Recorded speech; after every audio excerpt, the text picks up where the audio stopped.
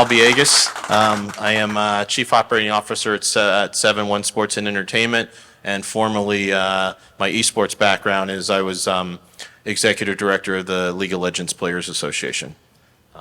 So let's jump right into it since we're short on time here. I'd love to have you all each opine, maybe start with Daniel and then go to Tanya on what the current state of esports is as you see it and what the future looks like. So we were talking about this yesterday on our pre-call, but I mean, for perfect transparency, it's a little tight right now as an industry. We're kind of going through a little bit of a recalibration. I think in the last couple of years, it was all about growth. And then a lot of the general investors and most of the esports orgs were really looking towards making profit. So we as an org have kind of had to retool and re-strategize how we do things.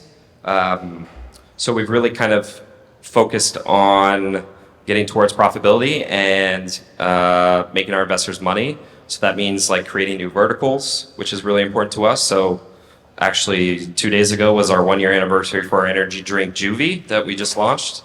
If you haven't had it, it's really tasty. We just launched a caramel apple. Yeah.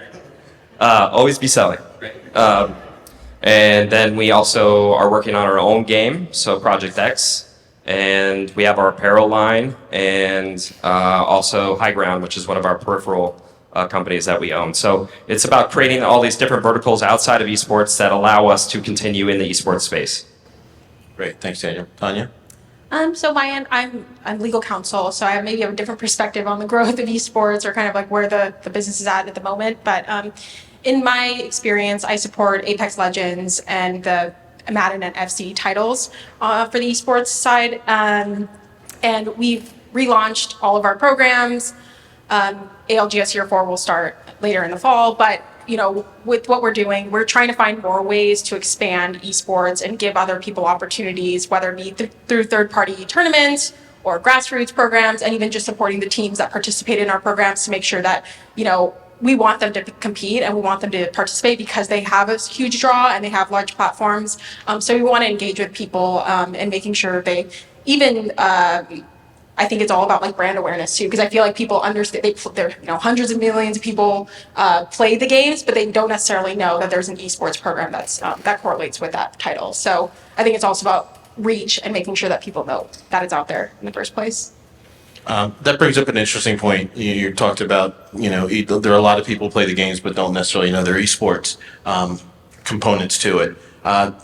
You know, esports, for those of you who aren't familiar, esports were basically a marketing tool for the game developers. Do you all see, like, some game developers have sort of retrenched and are pulling back resources from esports? Do you, how do you see that continuing? Do you think game developers are going to be all in on esports, or do you think this is, you know, sort of where it's going, and the esports are going to be spun off as independent companies and will be left to survive or die on their own? I think it's going to take a lot of collaboration between the esports orgs in particular and the publishers to continue this industry. Yeah, to answer your question, I don't see it spinning off. It's still a very big part of marketing. You know, like League of Legends really wouldn't be as popular as it was without esports. Valorant in a lot of the same way, like a lot of the content creators and teams that are hyping up the games. I mean, you look at what Call of Duty just did yesterday with their COD Next. They brought in 250 creators to basically like showcase the beta. They set them all up with their own streaming pods essentially, and in my opinion, it was a really good success. So I think there definitely is going to be a continuance on relying on esport orgs and the competitive nature of these games to continue to basically like create growth in that space. Tanya?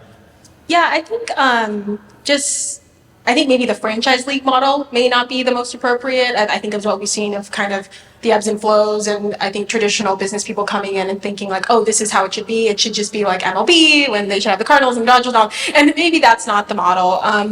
EA is a bit different. We've never run it like that. It's always just been like contest prize promotions. And we've seen the most engaged players play in esports competitions. So I think, like to your point, it is a marketing activation. It's just an arm of something that hopefully ties people back into the game and keeps them engaged, especially for some of the titles where you see the ebbs and flows of like, oh, at launch, everyone's super excited, they're in it. But, with competitions year round, you keep them engaged throughout the season, even when it would be, technically like a downtime for that. So I think maybe the models may be changing of what people think it could be, where it maybe doesn't translate as well with traditional sports, but they're finding ways. But I agree with Daniel that it probably won't like spin out on its own, where the publishers would like relinquish control in that space. Okay, thank you. Sort of continue on the same theme. How are you all thinking about your organization and your company thinking about growing esports? Like what sort of ideas and innovations are out there to keep esports growing as an entity? Yeah, I think with keeping it growing, it's about first the awareness and making sure people are aware of what's happening. It's engaging with influencers. We were talking. Nicewig is a talent on as part of 100 Thieves, and like they participate in a B stream. So it's like getting that Nicewig's platform engaged with the stuff, because otherwise I don't know if those people would know what the Apex Legends Global Series playoffs is or whatever a championship is. So I think it's understanding what it is. We also use the in-game like message of the day to encourage people, hey, tune in, this thing is happening. And because if you're booting up the game, you see this message, you're like, okay, great. It's like now it's in your head. We also partner with more traditional like sports properties like ESPN, Turner, and we, as part of like, we'll get ad buys and we'll say like, okay, cool, as part of your general like football programming, you'll have a shout out for the Madden Championship Series, and like it's happening on this day, or register now. So sometimes it's like tapping into other things. Most recently, we did our second iteration of the Monster Apex Legends promotion, where they did a worldwide campaign for cans. So hundreds of millions of cans went out all over the world, and if you bought 10, you can get a really cool charm or something, or you didn't have to grind to get all these points. So it's also engaging with people even outside of the game in that way, where it kind of brings them back because they want the cool exclusive items. But I think Monster and Apex Legends, they may not necessarily cross over, but that's just getting those people aware of it too. Thanks. And Daniel, same question for you, but also I'd love your perspective on, you all obviously at your org works across with different games and with different developers. Do some developers do it better than others? What sort of things are developers doing that helps you all grow fandom? I wouldn't say certain developers do it better, but definitely certain developers do it differently, is the way I would phrase that. So I think... Very political. Yeah. Very polite. In the way that a lot of publishers are like singular focused, us as a brand, especially at 100 Thieves, again, to create money and fandom and things like that, we're actually trying to find ways to bridge our brand to traditional sports. So that's working with NFL teams, Premier League, NBA, and starting to actually create these bridges from those fans to esports and start to actually convert them into 100 Thieves and esports fans. But we actually have to meet them, where they're at, and then kind of create those storylines and narratives for them that entice them into getting into esports. That's just like one phase, and then obviously working with the publishers in particular. I think one thing that we're trying to find out and actually figuring out, esports is still very young in its stage. You look at traditional sports and how long it's been around. We don't have, stadiums, we don't have media rights and things like that. So we have to get very creative in ways that we generate revenue as a brand and an esports org. So, partnerships essentially is, we have a saying at 100 Thieves, like, we are all partnerships. We really wouldn't exist without our partners.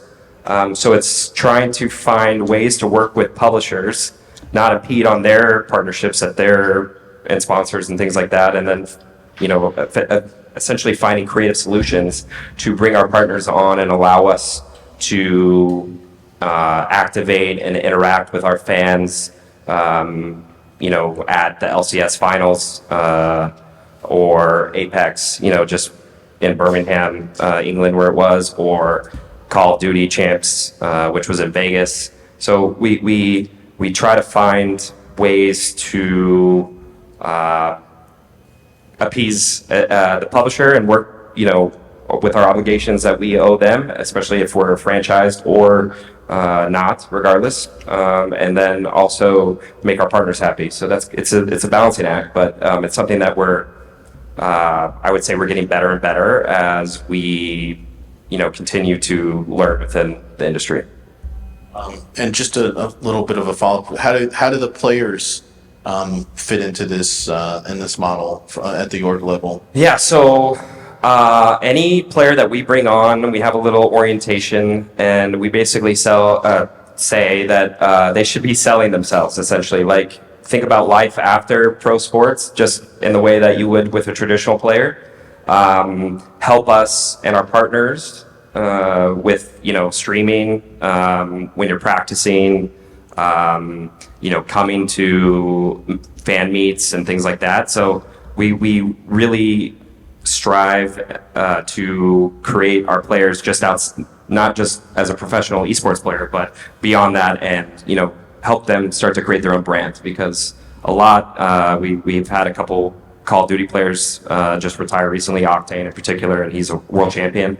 Now he's a streamer, and he still works with our brand. So it's just kind of creating those pathways for them, which in turn help us with our partners. It's all about helping our partners, because without them, we really wouldn't exist.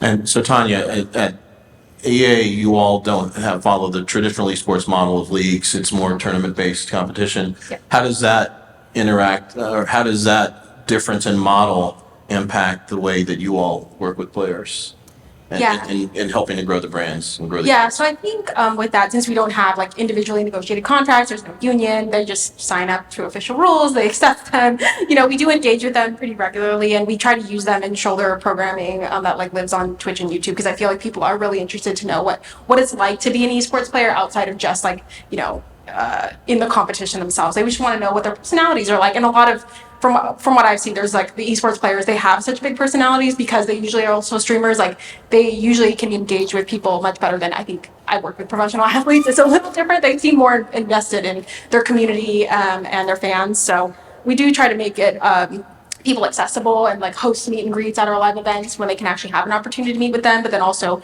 engage with them in other ways. We also had one of the players that plays in Apex. He is a really avid musician, so we did a music video for him, and we played it during the ALGS broadcast, and so he was able to like kind of build his brand beyond even just sports. Like, he did kind of like our theme song essentially for that tournament. So that was really nice. And we do try to support them in other ways and give them like mental health services, and so like we try to bridge the gap where it's not just like the big publisher and like the players that participate.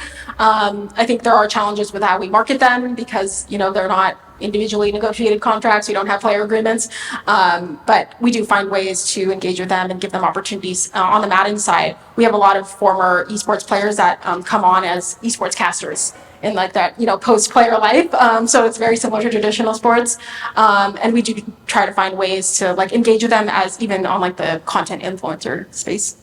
And I just like add on to that, and that's why it's very important for the publishers and the organizations to work really hand in hand. She could come to us and say, like, Nicewig or whatever, who's one of our creators, we want them to do some things, and then we want the content, so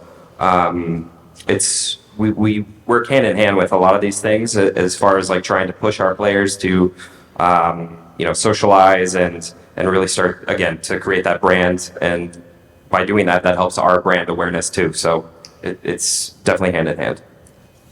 Do you all ever sign players to individual contracts, or is it all through the like in the esports players, it's just the tournament rules. If they do something above and beyond, we'll engage them on like so if they become a caster? Yeah, if they become a caster, if they're doing like a bespoke like marketing campaign or something, we would. When the musician did the song. The musician did the song. We did all that. All right. Let's go to the next question. So, what sort of? Obviously, esports is all about technology. What changes do you see, or what innovations do you see on the horizon that may impact the way esports is consumed? Tanya, why don't you start? I think because esports lives on mostly on third-party platforms, YouTube and Twitch being the most notable. I think when there's changes to the platforms, that kind of changes a lot for people. I think recently when Twitch came out with their, sponsorship brand guidelines, and you can only commercialize up to a certain, like, people are really worried about their livelihoods and what they were able to do because they pull so much. That's like their commercial opportunity is on these streaming platforms, and even with certain features that we rely on. When those get sunsetted, we really have to think about what's the solution, what's the solve, because the viewers come to rely on certain technology and they want it. And I think on the, on the horizon, I was talking to someone about this before this was players are really interested in data and stats. And with esports, you can get it in real time with APIs. You can pull everything, and it's more of like how do you pull the right information and get it so it's enticing for people. So we're working through and how we can leverage the in-game like tournament data and stats so people can get the most out of even just watching a broadcast. So I think it's that's where it's driven. It's like the features, and also even just relying on the platforms with Xbox and PlayStation of like using some of the in-game messaging for marketing and stuff like that. Daniel? For us, it's all about ease of access and like how our fans and new fans can engage in our content and our tournaments and things like that. So it's providing, bringing our social teams with like all of our teams and providing like TikTok insight and BTS footage and just trying to be everywhere that we can. So, our fans can try to get to know our players, try to continue to engage in our content. Where I see it going, for me, my background's experiential, so any kind of physical event that I do, I always try to come up with a digital extension. I think COVID really taught us that if you can't be there physically, then find a way to, put a stream on it or open it up to fans online. And so I think we need to obviously continue to do that. I think Apex is doing a really great job with watch parties in particular. Like that's a very new and very big growing piece of esports in particular. Nicewick does the B stream and he's pulling in numbers that are almost bigger than the regular stream. Yeah. Skunk with COD also, like he was streaming watch parties for Call of Duty and pulling in just as big as numbers. Which, you can see actually traditional sports start to take that on too with like the Mannings, right? Monday Night Football. They'll do the watch party and those numbers are actually starting to grow too because people love watching these esports and sports in particular with these experts of their fields, right? So like Nicewig, he can really speak to like the individual players because he knows them.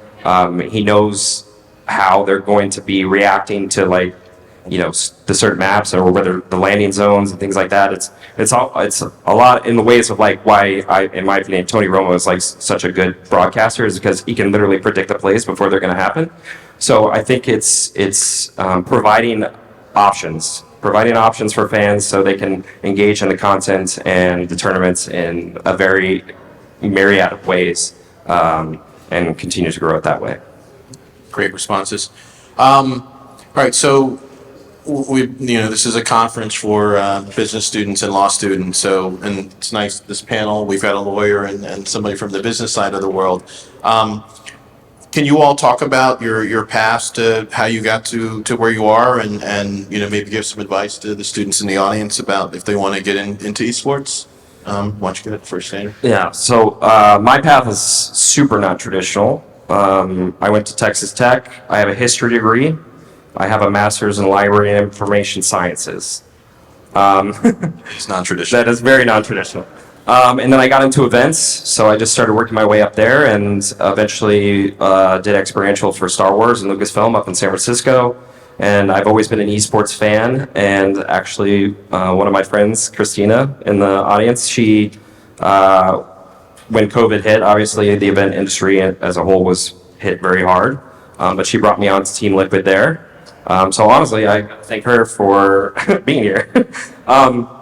Now, as far as opportunities for students, what that tells me is that you don't necessarily have to focus on esports if you're interested. You don't have to focus on esports as soon as you graduate. What I would say is getting a lot of tangible skills in the area that interests you. So whether that's law, just traditional marketing, events, content production, things like that. Go and get that experience. You can get that experience in anywhere as long as you're doing something you like, and then gain that experience and then come to esports when the opportunity is there.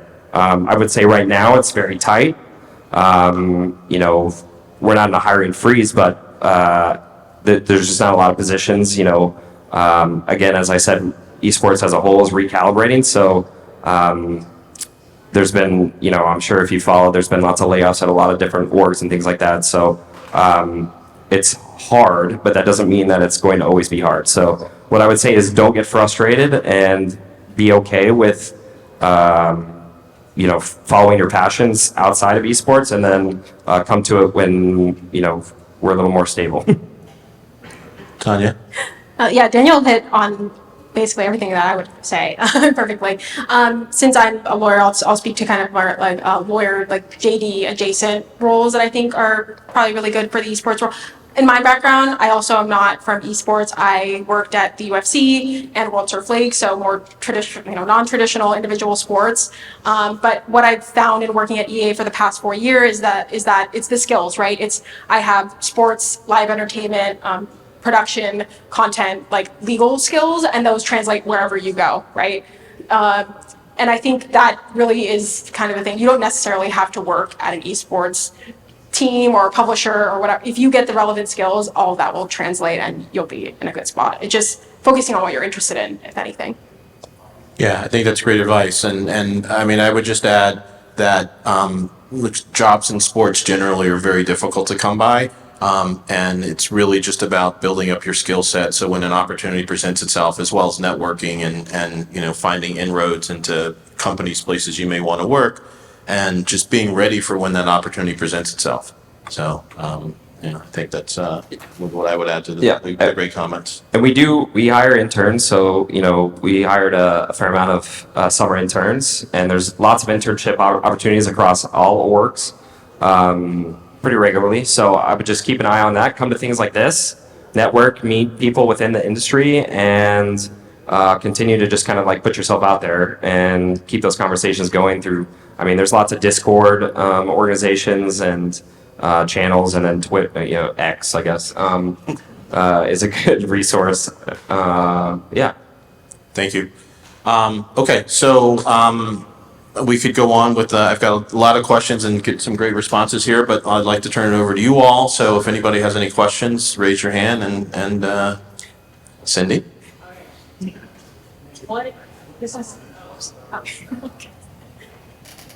Question for Hal and Tanya. What classes do you recommend law students take if they're interested in a career in sports or esports?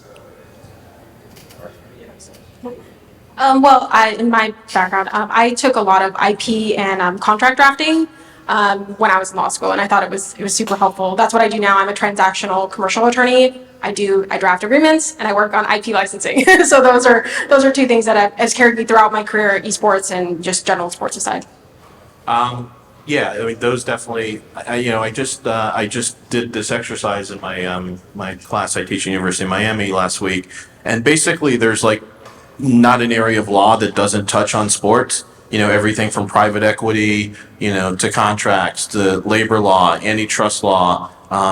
There's family law aspects to it. It just depends on. To me, I think you take classes in subject that you want to, and they'll apply in some form or fashion to what you ultimately want to do.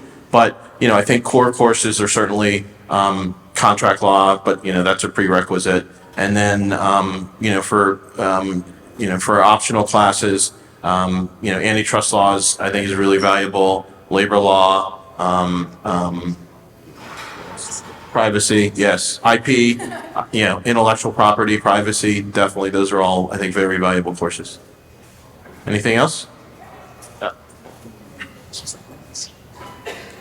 First of all, thank you for doing this. Appreciate both of you, all three of you, for being here. I'm new to esports, so I this is like my first kind of introduction to esports in general. But my question is in terms of like calibrating esports. We both were talking about how it's changing, what's becoming. I'm wondering what are some of the old and new pain points that you guys have in terms of like awareness and growing the demographics of esports. What's happening in that area? I'm thinking from the legal perspective, there might be some under 18-year-olds players, right? Like, how is that changing? How's it being calibrated? What are the demographics changing, or what are the pain points are you having to bring awareness to the masses? I think I'll speak to the age piece because that is a big part of it, like and how marketing is done and where it can be done. The games aren't available in every single territory, so that's another part of it too. Madden is also more U.S. centric because it's American football. So yeah, I definitely think it's also even just some of the esports, general like Madden and FC, they have like more limited. They don't have like the fanfare that like Valorant has with something. I think shooter games are more like inclined for like bigger esports activations for whatever reason. But yeah, I think it's honestly meeting those people where they are. So sometimes we do collaborations with the NFL and say like, hey, we're promoting this thing. So it's really meeting them where they are because they're not those NFL viewers are not necessarily on Twitch and YouTube. They usually trend older. So we try and get stuff on ESPN or TNT to kind of get that awareness for them to even understand. We also do like cut down programs on more traditional platforms because since you're not a CrossFit, Apex Legends is like a 10-hour broadcast per day for 5 days. So it's not something like you can easily put on like a linear channel at all. Any other questions? Again. Would you tell high school students to do if they're interested in EA sports, what classes to take in programming, JavaScript, necessary for EA sports, and all that good stuff? Yeah, so I provide legal support for all of the business units in the esports org. So I just see a lot of different experience. It's people that work in finance, HR, employment, business development. That business development is more JD adjacent. So if you want to go to law school and do the legal route, you don't necessarily have to be a lawyer. You can also be a business person. But then also in just event operations, marketing, social media, content production. There's just so many avenues to get that touch on esports. So people shouldn't be too focused on like, oh, you have to be a commissioner of a league or something. And I think about that just even generally when people are thinking about what they want to do in their careers. You don't necessarily have to work for a publisher. You can also work for an agency or a brand. Like, when I work on deals, I think one of our biggest partners was Monster. You could work for Monster and do all the activations related to that partnership in gaming. So finding unique ways that interest you and what you're interested in, because sometimes it's not necessarily like the actual like game itself, but it's all of the things that you get to do. Because in my role as a legal partner, I think the most satisfying part of it is that I draft agreements and they come to life. I see this full circle moment, and also seeing people win, $1 million at a competition is really nice, and that you're part of something bigger than yourself. And I think the social utility part of esports has always been something that has kind of, that's what gets me up in the morning is like, what can I do to be have a bigger impact? I know Daniel will say major in library science, but let's hear what else he might have to add. I mean, we as an org, to her point, we have a finance team. We have actually lawyers on our team, helping us with our creator contracts, our player contracts. We have an entire apparel team, like so designers, graphic designers. I mean, we're a full-fledged business essentially. So there's really nothing you can't be interested in and not find your way into esports if that's where you want to be eventually. So I think the key is finding your passion. Again, mine was experiential marketing, and then I've just kind of like worked my way up that way. We make a lot of content, so there's a lot of content makers and production, and editing is also super important for us. Like we have a lot of editors because we are creating so much content, because really that's our key way of meeting our fans. And then honestly, just, sports management. So we have a lot of managers for all of our teams. So I would say the good news is most of the esport orgs in particular, really have to operate as a full business. So that opens themselves up to hiring lots of people from very diverse backgrounds, very diverse educational backgrounds as well. Yeah, and I would just add that having worked in both traditional sports and esports, I think the advice both Tanya and Daniel gave is spot on. And to me, the key takeaway is just think broadly. Like, Daniel said, find your passion, follow that, and, the opportunities will present themselves. If you're passionate about it and you're good at what you do, job opportunities will come. So, but focus on, don't think about what your end game is. Think about the journey to that end game, and, do things that you're interested in and that you care about, and pursue opportunities, using the skill sets that you've developed. And, broadly, like, don't just think about working for an org or working for a developer. There's so many other opportunities out there, both traditional and esports. So, I think we're out of time, but thank you all. Appreciate your time today. Thanks to Tanya and Daniel for a great game. Thank you.